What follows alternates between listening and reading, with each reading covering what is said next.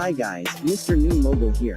Huawei Mate Folding Phone X's. Please subscribe followed by the bell. You can also keep up on Facebook, Twitter by clicking the links in the description. The Mate X's is the latest foldable phone from Huawei and improves upon the original Huawei Mate X's in a number of ways. It features an improved falcon wing hinge design that is stronger and makes it easier to unfold the Mate X's. Huawei has also improved the durability of the phone with a quad-layer construction using polyamide film, unlike every other foldable phone that we have seen where the foldable screen is protected inside a clamshell and complemented by an external screen. Huawei sticks the screen on the outside perimeter of its Mate X devices. The advantage to this design is that you have the primary screen readily available and it's all part of one big display, but this also may make it more susceptible to damage. We found the use case of the Mate X is very different to the Galaxy Fold, even though both these foldable phones unfold to provide you a larger screen. With the Galaxy Fold, the external 4.6-inch external screen felt too small for regular usage, and the device needed to be unfolded almost every time we wanted to do more than a call or answer a quick text. That's not the case with the Mate X's, where we use the display more frequently in its folded state than the unfolded state. In its folded state, the screen is sized at 6.6 inches, which is large enough to compete with non-foldable flagship phones. When unfolded, the 8-inch screen on the Mate X's is a sight to behold, and that's especially the case as there's no notch. It's a great replacement to a small-sized tablet, and that's exactly how we used it, sitting on a couch with a cup of coffee or in bed before turning the lights out. The Mate X's features Huawei's latest Kirin 995G chipset, which is built on 7nm plus technology and is the only chipset with an integrated 5G modem. Huawei also provided a very generous 512GB of storage on the Mate X's, and while 8GB of RAM handled all the apps we threw at it without any issues, we would have liked to see Huawei equip it with 12GB to make it a bit more future-proof. The primary camera on the Mate X's is a Leica branded 40MP f1.8 primary camera with an RYYB sensor that's capable of taking great low-light shots. Also present is an 8MP f2.4 telephoto lens fixed at 52mm or 3x zoom and a 16MP f2.2 17mm ultra-wide module. Huawei has pretty much been at or around the top when it comes to phone cameras, and the Mate X's keeps that going with a versatile camera system that sports AI capabilities for impressive shots. An advantage on the Mate X's is that the primary camera system also works as the selfie camera, with the screen folding around the back, allowing you to take as impressive selfies. All of this tech is powered by a 4500 mAh battery that lasts you all day and can be charged quickly using the included 45W charger. The phone lacks wireless charging, which is a trade-off we are willing to accept considering that the screen wraps around back. What is harder to swallow is the lack of Google Apps and the price tag. The Mate X's is an expensive phone at $2,746. Then again, this phone isn't targeted towards the average consumer, and considering that all foldable phones are expensive, it isn't surprising. Huawei announced the Mate X's at the end of February 2020. Foldable phones are all expensive, and the Mate X's is no exception, though it is pushing boundaries with its pricing.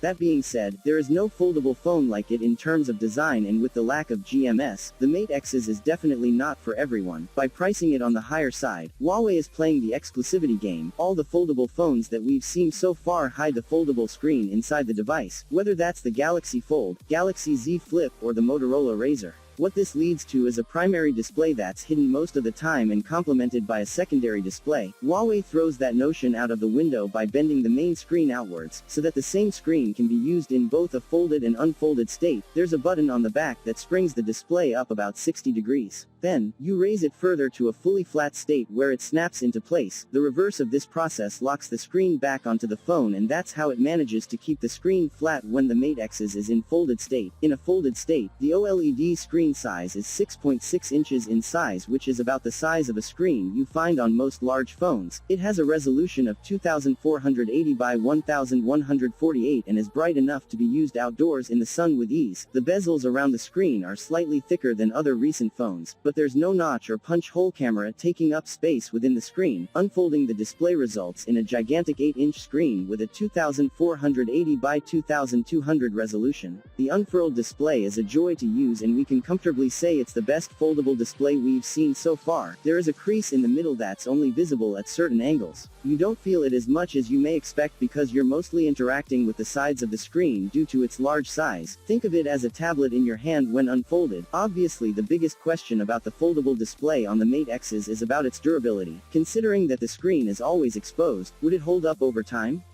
That is something that we can't answer yet as we've only had the phone for a short amount of time. What we can tell you is that we used the Mate X's like any other phone, and it wasn't in a case, which means it slid across the desk and rested in cup holders while driving. So far, the screen has held up well. A little care would definitely go a long way with any foldable phone though, and it's something you should think about when considering the Mate X's. The Huawei Mate X's is a sturdily built phone that feels dense and heavy. At 300 grams, it's definitely on the weighty side that is felt when using it one-handed for an extended period. The bulk of components sit along the left edge of the Mate X's, which is thicker than the rest of the phone. Huawei has implemented a smart design as this thicker edge not only houses all the components and the camera but allows you to grip the unit when unfolded in a similar way to the design on the Kindle Oasis. Past this strip, the phone is very thin at just 5.5 millimeters, which allows it to fold into something that's around 11 millimeters thick. The right side of the device holds the volume buttons and the power key, which also has a fingerprint sensor embedded. The position of the power button is just a tad bit higher than the middle, making it easy to reach, plus our testing found the fingerprint sensor to be fast and accurate. At the bottom sits the USB Type-C connector placed towards the right. There is no 3.5mm jack on the Mate X's though, so instead Huawei has bundled USB Type-C headphones in the box. On the top edge of the phone sits the hybrid dual SIM tray that can either accept 2 nano-sized SIM cards or 1 SIM card and 1 NM type of memory card. Since the Mate X's has its display on its outside, you are holding a plastic screen which has a much different feel to it than glass and metal. It not necessarily good or bad, it just feels different. Though it does attract a lot of fingerprints which show when the screen is off. New Huawei phones aren't equipped with Google Mobile Services, GMS, due to the US government restrictions of what many publications are calling the Huawei ban. Huawei has started building its own framework, Huawei Mobile Services, and it attempting to replace the Google Play Store with its new app gallery. That's what you get on the Mate X's. While there are third-party apps available on app galleries such as TikTok and Microsoft Office, it still has a lot of catching up to do. Huawei is expected to make some big announcements over the next few months for the app gallery, and we wouldn't be surprised if some of these services end up porting over to its store. There's no guarantee that'll be the case though, and you're severely limited with alternatives to Google services. That being said, we had both Instagram and WhatsApp running fine on the Mate X's by downloading their respective APK files. As long as you know what you're getting into, the Mate X's can handle most Android apps, but there's a lot of hassle to get them. You will also run across apps will might install but rely on Google's framework to function as they're supposed to. That makes them essentially unusable on the Huawei Mate X's. Coming to the built-in apps by Huawei, some of them make use of the advantages of the unfolded display state. For example, the Mail and Notes app from Huawei have 2 panes giving them a desktop-like experience. Even the Internet Browser app displays tabs on top, making it easier to switch between them like you do on a computer. Third-party apps, especially ones designed for tablets, scale well on the Mate X's. Apps such as the Palabra RSS Reader and Reddit provide a solid experience in our testing. Games also look fantastic on the large screen. While some 16:9 videos don't scale well on the Mate X squarish aspect ratio, multitasking is handled quite well on the Mate X's, where you can drag apps from a side panel and have 2 displayed side by side, with each app taking about the same size as it would on a regular smartphone display. A third app can also be included as a floating window, letting you work on 3 things at one time. The camera system is made up of 3 cameras. The Mate X's features a Leica-branded 40MP f1.8 primary camera with an RYYB sensor.